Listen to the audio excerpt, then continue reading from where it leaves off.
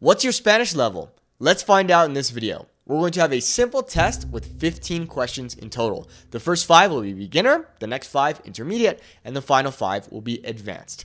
Let's take a look. Número 1. ¿Cómo estás? The correct answer would be estoy bien. Remember that ser and estar both mean to be in Spanish. However, estar is temporary and ser is permanent. If you say soy bien, it means you are permanently good. However, you might not be good in a few seconds or tomorrow or next week. So we'll use estar. Estoy bien. Número 2. ¿Dónde vives? The correct answer would be vivo en España. If someone is asking you where you live, you wouldn't say vivimos because that means we. Vivo means I live. And vivir is the infinitive verb, meaning it has not been conjugated. So vivir would mean to live. In that case, it doesn't make sense, so we would say vivo en España. Número 3. ¿Qué hora es? The correct answer would be son las dos. When we tell the time in Spanish, we're always going to use son, except for when we're talking about la una. So if I were to say it's 1 in the afternoon, I would say es la una de la tarde. But for all the other times, we are always going to use son. So in this case, son las dos. Número 4. ¿Te gusta el café? The correct answer would be sí, me gusta mucho. Remember that gustar is not used like typical verbs in Spanish. Gustar is happening to us. We do not perform the verb of gustar. It happens to us.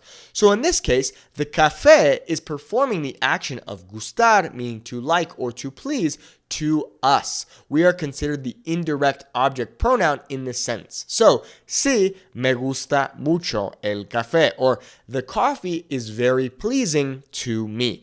In English, it's more common that we'll say, I really like coffee, but an easier way to think about this is it is pleasing to me. The coffee is doing the action, we are receiving the action. We are not performing the action, so we wouldn't say yo gusto, we would say me gusta. And the final question in the beginner section, ¿cuántos años tienes? The correct answer would be tengo 20 años. Remember that in Spanish, we do not say soy 20 años. When talking about age, we use the verb tener, meaning to have. So the literal translation here would be I have 20 years old. Tengo 20 años. Now let's move on to the intermediate questions of our test. ¿Qué hiciste ayer? The correct answer would be ayer fui al cine. When we hear the word ayer, that lets us know that we're most likely going to use the preterite, which is for one-time actions in the past. If I were to say ayer iba al cine, that would be the imperfect, which means it was ongoing in the past. Now, here's the thing. You could say ayer iba al cine, but you need to add something else. So you could say ayer iba al cine cuando mi papá me llamó. Yesterday, I was going to the movie theater when my dad called me. However, if it's just a standalone sentence, it's better to say ayer fui al cine. Yesterday, I went to the movie theater. I wasn't going to the movie theater. I didn't used to go to the movie theater. I went to the movie theater. ¿Cuánto tiempo llevas estudiando español? The correct answer would be llevo 2 años estudiando español. The reason we say this is because we were asked with the verb llevar. Now, in Spanish, you can use that verb llevar to talk about things that you have been doing. So, for example, llevo 2 años estudiando español. I have been would be the translation of that llevo, right? I have been studying Spanish for 2 years. You could also say something like he estado estudiando español por 2 años, and that's totally fine as well. However, you can also use that expression using the verb llevar, typically meaning to take or to wear. However, in this case, it means to have been doing something. Llevo 2 años estudiando español. Cuando era niño, me gustaba. The correct answer here would be comer dulces. Cuando era niño, me gustaba comer dulces. When we use this combination of gustar conjugated in the past tense, right after we can use the infinitive verb. It wouldn't make sense to say something like me gustaba comía dulces, because then you'd be saying I used to like, I would eat candies. What you're trying to say is I used to like eating candies. Notice how we use comer instead of comiendo. That's because comiendo is something that is happening right now. It is literally happening right now. Whereas this, we're just saying, I used to like eating candies. It's not necessarily something that is still happening, okay? So we'll use the infinitive. Me gustaba comer dulces. The reason that los dulces is incorrect is because you would need to say me gustaban, plural, los dulces. If you say me gustaba los dulces, that's incorrect because it's singular. ¿Has probado la comida mexicana? The correct answer would be sí. He probado tacos y enchiladas. Here, when I say has probado, I'm asking you, have you tried? So the correct way to respond would be to say, yes, I have tried. It wouldn't make sense if I were to say to you, have you tried Mexican food? And you said, yes, I tried tacos and enchiladas. Sounds weird. It would be better to say, yes, I have tried or I have eaten tacos and enchiladas. So here, it's best to respond with the haber and the past participle. So, sí, he probado tacos y enchiladas. And the final question in the intermediate section of our test, ¿qué harías con $1,000,000? The correct answer would be compraría una casa. And this is what we call the conditional tense. I would buy a house if I had $1,000,000. It's conditional upon if I were to have $1,000,000.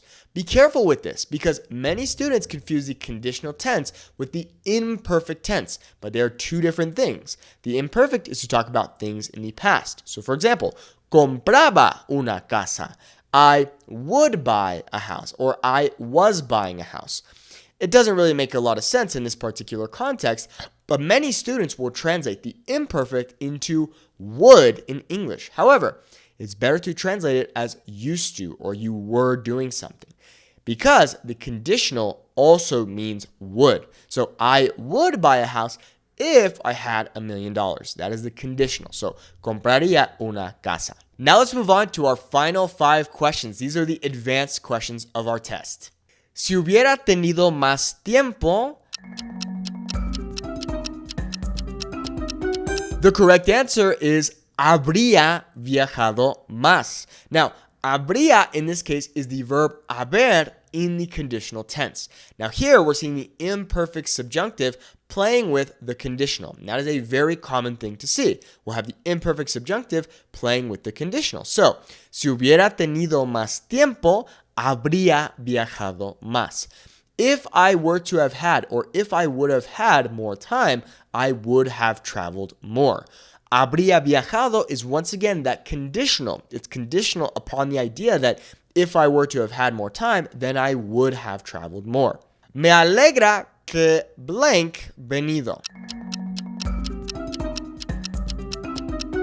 The correct answer would be hayas. Me alegra que hayas venido. Now, you might think that this would be has. I'm happy that you have come to the party or wherever. However, we use a subjunctive mood in Spanish to talk about opinions and emotions. In this case, it is my opinion or my emotion, you could argue, that I am happy that you have come to this event. So instead of saying has, which is the indicative mood, you can say hayas. Me alegra que hayas venido. However, here's a little note. If you use this incorrectly, it is really not the end of the world, because if you were to ask a native Spanish speaker which is correct, they might tell you that both are okay. The argument here is that has is meaning it did happen. It is a fact. I'm happy that you have come, and it is a fact that you have come. However, me alegra is making it that emotion, and therefore we would use the subjunctive. Me alegra que hayas venido. So, hayas is better. However, if you were to say has, it's really not the end of the world. Aunque no lo blank, fue la verdad. The correct answer would be creas. Aunque no lo creas, fue la verdad. Once again, we're using the subjunctive here. In this case, we're talking about the verb creer, meaning to believe. When we put it in the present tense subjunctive, now we have creas. So, while you may not believe it, or although you may not believe it, it was the truth. So, once again, we're expressing doubt. You, in your reality, may not believe it. However, I'm telling you that it did happen. It's the truth. But for you, it wasn't necessarily the truth, and therefore we use the subjunctive because there is doubt. Aunque no lo creas, fue la verdad. And an interesting translation that the subjunctive can have in English, which I feel like people rarely teach, is the translation of may. So in this case, although you may not believe it, that's a subjunctive, no lo creas, right? Although you may not believe it, fue la verdad. Okay, so subjunctive there can be tricky. No pienso que el blank capaz de mentir. The correct answer would be sea. No pienso que él sea capaz de mentir. Once again, the subjunctive. Why? Because I'm saying no pienso que. I do not think that. In my reality, I do not think that he is capable of lying. Therefore, there is doubt. No pienso que él sea capaz de mentir. Sea coming from the verb ser, meaning to be. And once again, that's the subjunctive. However, if I were to make this an affirmative sentence, so now let's pretend I don't say no pienso que, I say pienso que, then I would say es. So, pienso que él es capaz de mentir. Now we're using the indicative mood. But when I make it negative, now there's doubt, so it's the subjunctive mood. No pienso que él sea capaz de mentir. And our final question, en cuanto blank, la noticia me llamó. The correct answer would be supo, meaning to have found out. So, en cuanto supo, la noticia me llamó. So, once he found out about the news, he called me. So, the verb saber, meaning to know, can also mean to taste.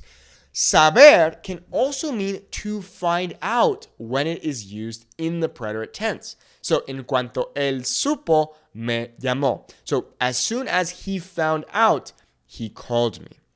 How did you do? I know this was tricky, but I hope that you've learned something new. Leave a comment down below letting us know how many you got right. And if you're interested in learning more Spanish with me, click the link in the video description to join our Fluent Spanish Speaker Academy. Our goal is to help you have a 10-minute conversation in 90 days without feeling unconfident. Muchas gracias y espero que tengas buen día. Hasta luego.